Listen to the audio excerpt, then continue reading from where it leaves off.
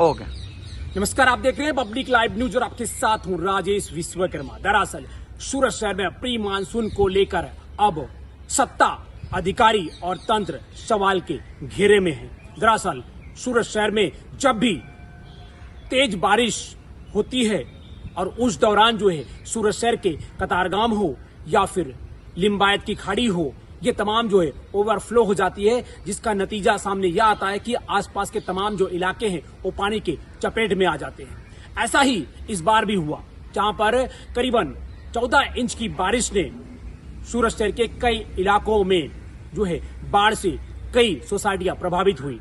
दरअसल सवाल बड़ा है क्योंकि सूरत महानगर पालिका एक स्मार्ट सिटी है, जहां पर करोड़ों रुपए का जो है ग्रांट जो है खाड़ी के नाम पर जो है कहीं ना कहीं लगाया गया और उसमें भ्रष्टाचार करने का भी बड़ा आरोप लगा है। सवाल ये खड़ा होता है कि गुजरात की आर्थिक राजधानी जो सूरत है, वहां पर हर साल आखिर बाढ़ का माहौल क्यों देखा जाता है? क्यों व्यापारी परेशान होते हैं? क्यों सोसाइटी के लोग हैरान और उस नतीजे तक पहुंचते हैं कि आज सत्ता और नेताओं से सवाल करने लगे? गली से गलियारों में बैनर लग चुके हैं कि आने वाले विधानसभा में इस बार जो है चुनाव हम नहीं देंगे जब तक खाड़ी का पूरा काम नहीं होगा। अगर ऐसे ही पानी आता रहा तो आने वाले गुजरात की विधानसभा में किसी भी नेता को सोसाइटियों में घुसने पर जो है पाबंदी लगा दी जाएगी। ऐसे में सबसे बड़ा सवाल खड़ा होता है कि आज जो है कैबिनेट मिनिस्टर सीआर पाटिल, जल शक्ति मंत्रालय के राज्य गृह मंत्री हर्ष संघवी, इसके अलावा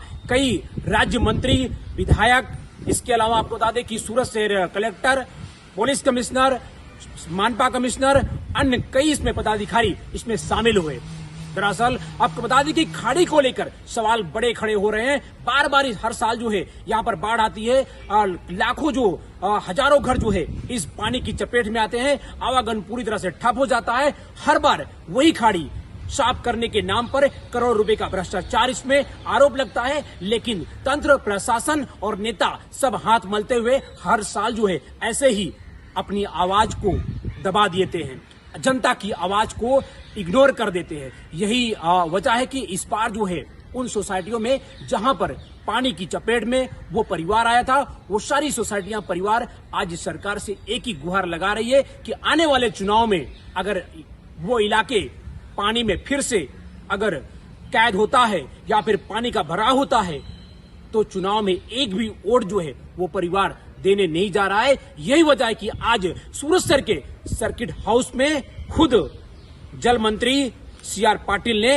एक बड़ी बैठक बुलाई, जिस बैठक के अंदर सारे विधायक से लेकर मंत्री तक, कलेक्टर, कमिश्नर सब मौजूद रहे। आखिर ऐसा तो क्या उस बैठक में हुआ कि आखिर बाहर निकलने के बाद किसी मीडिया को जो है एक भी जवाब किसी मंत्री ने नहीं दिया, ना ही कोई भी पत्रकार परिषद किया।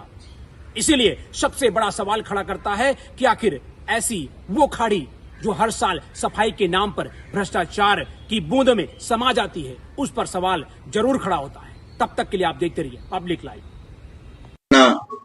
दक्षिण गुजरातना मान्य मंत्रीओ साथे अने सूरत महानगर अने सूरत जिल्लाना वरिष्ठ अधिकारीओ साथेनी आ ચોમાસામાં તાજેતરમાં જે વરસાદી પાણીને લઈને જે સમસ્યા ઊભી થઈ છે, ત્યારે એ સમસ્યાના નિરાકરણ માટે ખાસ કરીને સુરત શહેરમાં વરસાદી પાણીનો ક્યાંક ને ક્યાંક ભરાવો થાય છે, પાણી ભરાઈ જાય છે અને માનવ જીવન પર ખોટી અસર પડે છે અને સાથે જિલ્લામાંથી પણ જે પાણી આવે છે તો એને પણ કઈ રીતે ડાયવર્ટ કરીને શહેરમાં આવતું અટકાવવું, એવા અગત્યના પાણીના પ્રશ્નો માટે આજે ચર્ચાઓ થઈ છે અને આગામી દિવસોમાં એનો એક હાઈ પાવર કમિટીનું પણ ગઠન કરીને સુરત જિલ્લો, તાપી જિલ્લો અને સુરત શહેર આ ત્રણેય જિલ્લાઓના રૂપમાં જે કહેવાય છે અને ઉકાઈ તાપી મૈયાના આશીર્વાદથી સુરત આજે સુરત પર ખૂબ મોટા આશીર્વાદ છે, એમ કહું તો ખોટું નહીં। ત્યારે ત્યાંથી લઈને દરિયામાં તાપી મૈયા મળે છે, ત્યારે ક્યાંક ને ક્યાંક ચોમાસામાં આમાં જે નુકસાન થાય છે પાણીનું, ત્યારે એને એ સમસ્યાને દૂર કરવા માટેની આજે ચર્ચા કરવામાં આવી છે। એ તો હવે જિલ્લા પ્રશાસનને એવા કેન્દ્રીય મંત્રી શ્રી પાટીલ સાહેબે આ મુદ્દો ઉપસ્થિત કર્યો છે કે તમામ વિભાગને સાથે રાખીને એક હાઈ પાવર કમિટી બને, એનાથી કે જે તે વિભાગ પોતપોતાના નીતિમત્તાથી જોડાયેલા હોય છે ત્યારે એનું સરળીકરણ સાથે એનું સંકલન થાય, ત્વરિત એનો નિકાલ આવી શકે એ માટેની સૂચના આપી છે. સર, મુદ્દાઓની વાત કરીએ તો આ મીટિંગ મારા અધ્યક્ષસ્થાને થઈ નથી, કેન્દ્રીય મંત્રી આદરણીય શ્રી પાટીલ સાહેબના અધ્યક્ષસ્થાને છે અને માન્ય મંત્રીશ્રીઓ પણ હાજર હતા. ત્યારે તમામ મુદ્દાઓની ચર્ચા થઈ છે. મુખ્ય પાણીનો મુદ્દો છે. પાણીનો રસ્તો માનવ જાતિ કે માણસો જે તે માણસો બંધ કરે છે તો પાણીનો પોતાનો રસ્તો શોધી લેતો હોય છે. એટલે ક્યાંક ને ક્યાંક કે પાણીના નોર્મલ પ્રવાહને અવરોધવાનો જે પ્રશ્નો ક્યાંક ને ક્યાંક થયા છે ત્યારે એને પણ કઈ રીતે સિલ્ટિંગ થયું તો ડિસિલ્ટિંગ કરવા માટે સૂચના આપવામાં આવે છે. ડાયવર્ટ કરવાનો પણ એક મુદ્દો હતો પાણીને, એટલે જિલ્લામાંથી જે આવે છે તેને એ જે છે જિલ્લામાં સાથે મળીને એમાં કઈ રીતે વધુ સરળ રીતે એને ડાયવર્ટ કરી શકાય એ મુદ્દો આજે ચર્ચામાં લીધો છે. હજુ તો સર્વે અને એ તો લોંગ પ્રોસેસ છે. કેટલા ખેડૂતોની જગ્યા જમીન છે, ક્યાંક સંપાદન કરવાની વાત આવે. હવે નાણાંનો જમાનો ગયો છે. હવે ક્યાંક ને ક્યાંક બોક્સ કન્વર્ટર સાથે આપણે બધાએ કામ કરવું પડે. જ્યાં નાણાં નાખ્યા છે, સિમેન્ટના પાઇપ નાખ્યા છે, તેને લઈને જ આપણે વહન શક્તિ ઓછી થઈ છે. એટલે એ બધી બાબતોને ટેકનિકલ બાબતોને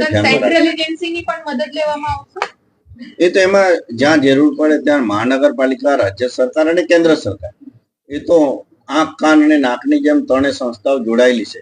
તો ત્રણે સરકાર અને ત્રણે વ્યવસ્થા એમાં સામેલ થશે. સર, એટલે આજે ખાડી છે અને ફરી આપણે જે તાપી તરફનો એક પ્લાન હતો એ પણ એમાં અત્યારે ટેકનિકલ ટીમ છે એ તો કરશે, જે તે ડિપાર્ટમેન્ટ છે કરે, પછી એમાં તમે હું આપણે નહીં નક્કી કરીશું. એ તો તંત્રને સૂચના આપી છે કે આવનારા દિવસોમાં કઈ રીતે ડાયવર્ટ થઈ શકે શું, તો એ આપણે કરશે.